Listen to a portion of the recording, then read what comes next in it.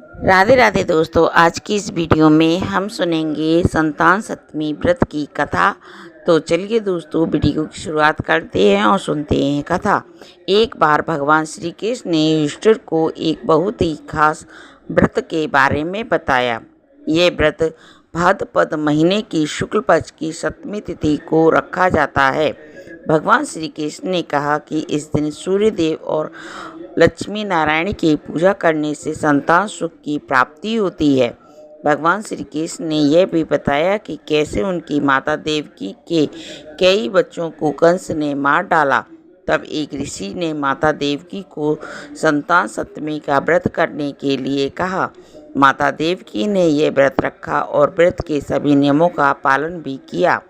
इस व्रत के प्रभाव से भगवान श्री कृष्ण का जन्म हुआ और उन्होंने कंस का वध करके धरती को उसके अत्याचारों से मुक्त कराया।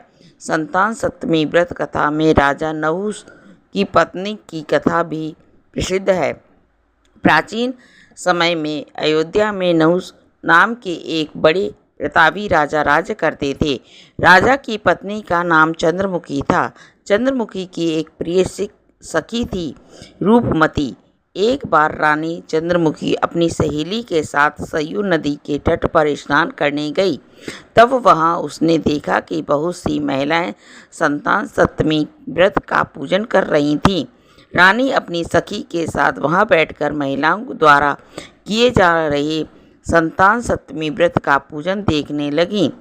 रानी और उनकी सखी ने भी निश्चय किया कि संतान प्राप्ति के लिए वह भी व्रत करेंगी, लेकिन कुछ समय बाद वह ये व्रत करना भूल गईं। समय बीतता रहा और रानी और उनकी सहेली देह त्याग कर परलोक चली गईं। फिर इनका पशु के साथ साथ अनेकों योनियों में जन्म हुआ और फिर उनके अपने कर्म फल से मनुष्य जीवन प्राप्त किया। अगले जन्म में रानी चंद्रमुखी ईश्वरी नामक राजकन्या हुई और उनकी सखी रूपमती ब्राह्मण की कन्या हुई।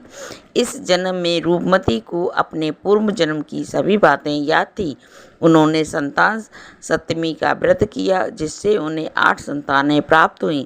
लेकिन ईश्वरी ने इस व्रत को नहीं किया, जिससे वह इस जन्म में भी निसंतान रही। रूपमती के पुत्रों को देखकर ईश्वरी की जलन होती थी और उसने कई बार उन्हें मारने की भी प्रयास किया, लेकिन वह हर बार असफल ही रही। बाद में ईश्वरी ने अपनी गलती मान ली और रूपमती से क्षमा मांगी। रूपमती ने ईश्वरी को क्षमा कर दिया और उसको संतान सप्तमी व्रत करने की सलाह दी।